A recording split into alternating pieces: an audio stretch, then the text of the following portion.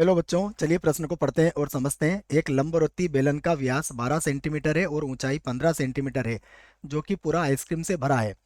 Ice cream को 12 centimetre ऊंचे तथा 6 सेंटीमीटर व्यास के शंकु से भरना है, जिसका ऊपरी भाग अर्धगोलाकार है। ज्ञात कीजिए कि ऐसे कितने शंकु आइसक्रीम से भरे जा सकते हैं।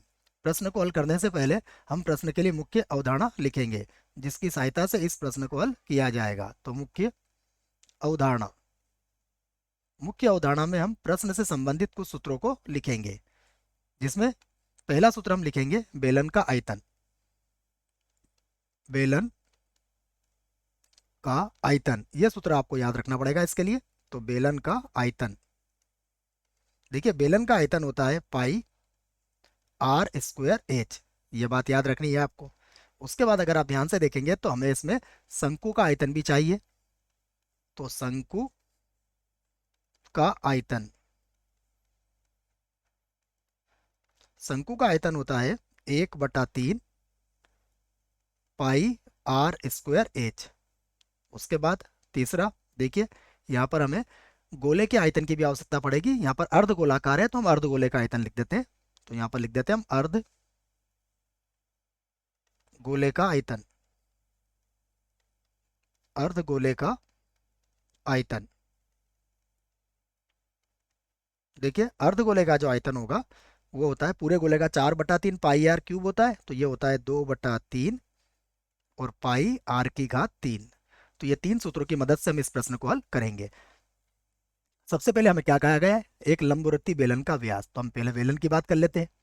तो यहाँ पर लिख देता हूं मैं बेलन। बेलन की सबसे पहले ऊंचाई, बेलन की ऊंचाई हमें दी गई है, इसको लिख लेता हूं मैं।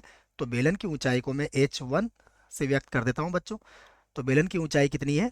ये है 15 सेंटीमीटर। सेंटीमीटर ये कहा गया है। उसके बाद व्यास कहा गया है, तो बेलन का व्यास यहां से लिख लेते हैं हम। बेलन का व्यास, बेलन का व्यास हमें दिया गया है 12 सेंटीमीटर। 12 सेंटीमीटर। अगर व्यास ये है तो इसकी त्रिज्या, तो बेलन की त्रिज्या, बेलन की त्रिज्या को हम R1 से व्यक्त कर देते हैं, क्योंकि और भी त्रिज्या है। तो बेलन की त्रिज्या R1 हो जाएगी 12/2, अर्थात ये हो जाएगी 6 सेंटीमीटर। सेंटीमीटर। उसके बाद और भी चीजें दी हुई है, देखो आइसक्रीम 12 सेंटीमीटर ऊंचे और 6 सेंटीमीटर व्यास के शंकु को भरना है। तो अब हमें शंकु के बारे में पता होना चाहिए। तो मैं लिख लेता हूँ अब शंकु, शंकु की ऊंचाई ये भी दी गई है, देखिए। तो शंकु की ऊंचाई को हम h2 से व्यक्त कर देंगे और शंकु की ऊंचाई हमें दी गई है 12 सेंटीमीटर। लिखा गया है, देख लीजिए, आइसक्रीम को 12 सेंटीमीटर ऊंचे। तो ये हो जाएगी 12 सेंटीमीटर। और उसके बाद 6 सेंटीमीटर व्यास है, तो शंकु का व्यास तो हम सीधे लिख सकते हैं शंकु की त्रिज्या। शंकु की त्रिज्या, शंकु की त्रिज्या को हम R2 से व्यक्त कर देंगे। वो ये कितनी हो जाएगी? देखिए 6 सेंटीमीटर है तो 6 को भाग लगा देंगे, क्योंकि 6 तो व्यास है। तो 6/2 बराबर हो जाएगा 3 सेंटीमीटर। सेंटीमीटर। और ये जो शंकु की त्रिज्या है, यही त्रिज्या किसकी है?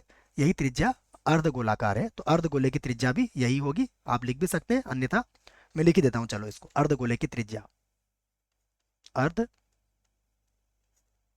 गोले की त्रिज्या, गोले की त्रिज्या, इसको भी R2 से ही व्यक्त किया जाएगा। और ये कितनी हो जाएगी? 3। अब हम सबसे पहले क्या करेंगे? सबसे पहले हम लोग इन सबसे संबंधित चित्रों को बना लेते हैं, जिससे कि अच्छे से बात समझ में आ जाए। देखिए हमसे सबसे पहले क्या कहा गया है? हमसे कहा गया है कि हमारे पास ये कोई बेलन है, ये कोई बेलन है और ये संपूर्ण आइसक्रीम से भरा हुआ है। ये जो है संपूर्ण आइसक्रीम से भरा हुआ है। और उसके बाद क्या कहा गया है? उसके बाद कहा गया है कि हमारे पास एक शंकु है। ये हमने एक शंकु बना लिया और शंकु के ऊपर एक अर्धगोलाकार आइसक्रीम यहाँ तक भरना है आपको ये पूरा। तो इस प्रकार के कितने शंकु यहाँ पर भरे जाएंगे ये बताना है। तो हम क्या करेंगे, सबसे पहले बेलन का आयतन निकालेंगे, फिर एक शंकु का आयतन और ये शंकु और इस अर्धगोले को मिला के जो आयतन होगा इसे निकालेंगे और फिर भाग लगा देंगे तो हमारे पास संख्या आ जाएगी शंकुओं की। तो पहला काम क्या होगा, पहला काम होगा बेलन का आयतन ज्ञात करना। तो मैं लिख देता हूँ बेलन का आयतन, बेलन का आयतन। देखिए बेलन के आयतन का सूत्र क्या लिखवाया आपको, ये होता है पाई आर स्क्वायर एच। तो यहाँ पर एक और एक नाम दे दिया है हमने, तो यहाँ पर लिख देते हैं हम पाई, और देखिए आर स्क्वायर, तो आर कितना है हमारे पास देख लेते हैं, आर वन कितना है, आर वन हमारे पास है बेलन के लिए 6, तो ये हो जाएगा 6, 6 का वर्ग।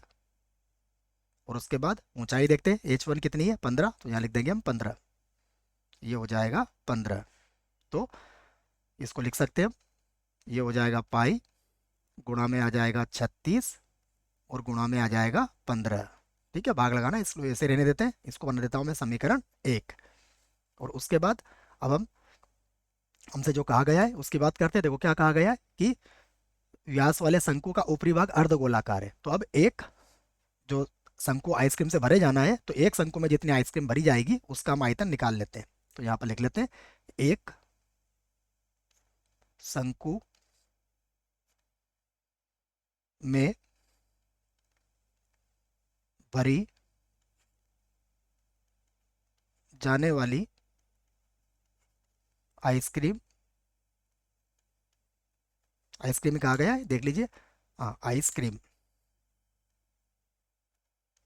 आइसक्रीम का, एक मिनट बच्चों इसको सही कर देते हैं, आइसक्रीम,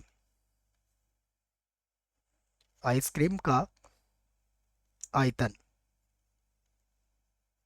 इसका आयतन निकाल लेते हैं। देखो इसका आयतन क्या होगा, दो भागों में निकलेगा, सबसे पहले शंकु और फिर अर्धगोला। तो शंकु के आयतन के लिए हम क्या सूत्र लगाएंगे, 1/3 ये होता है पाई आर स्क्वायर एच होता है। तो यहाँ पर R2 और H2 का प्रयोग करेंगे। ठीक है, R2 और H2 और प्लस अर्धगोले का आयतन कितना लिखवाया आपको, ये होता है 2/3 पाई, ये होता है R³ और यहाँ पर R की जगह कितना आ जाएगा, R2 आ जाएगा क्योंकि हमने R2 माना है इसको। तो अब हम क्या करते हैं, इससे संबंधित जो मान हमें दिए गए उनको रख लेते। तो यहाँ पर H2 था। अब अगर ध्यान से देखें आप तो सबसे पहले तो पाई/3, पाई/3 और R2 की घात 2 को कॉमन निकाल लेते हैं। तो यहाँ पर क्या मिलेगा हमें, यहाँ मिलेगा H2 प्लस, देखिए यहाँ पर है 2, 2 रह गया हमारा और एक R2 रह जाएगा।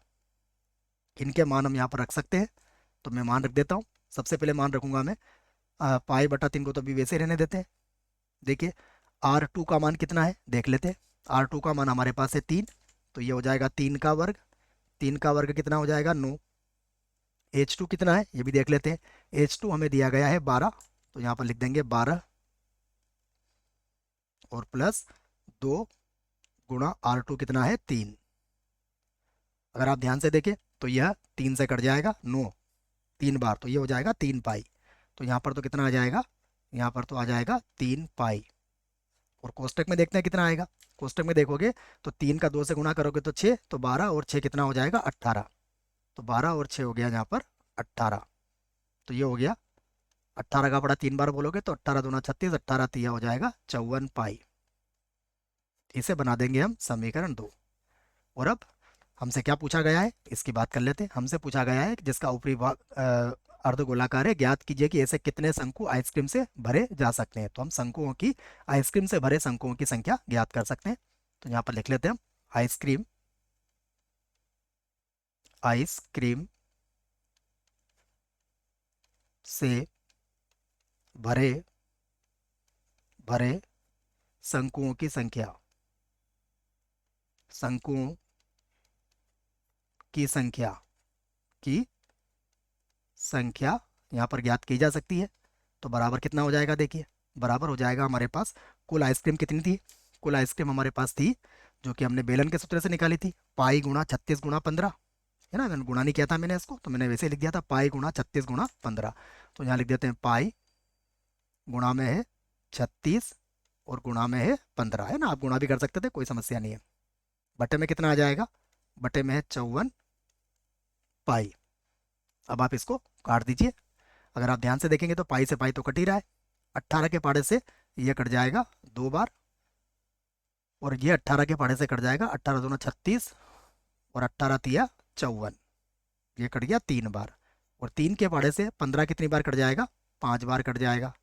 तो बराबर कितना आ गया, बराबर आ गया हमारे पास, इनकी संख्या कितनी आ गई है, 5 का 2 से गुणा करेंगे तो 10। इसका अर्थ हुआ कि हम आइसक्रीम से भरे अंकों की संख्या हमें 10 प्राप्त हुई है। आशा करता हूँ बच्चों आपको इस प्रश्न का उत्तर समझ में आया होगा। धन्यवाद।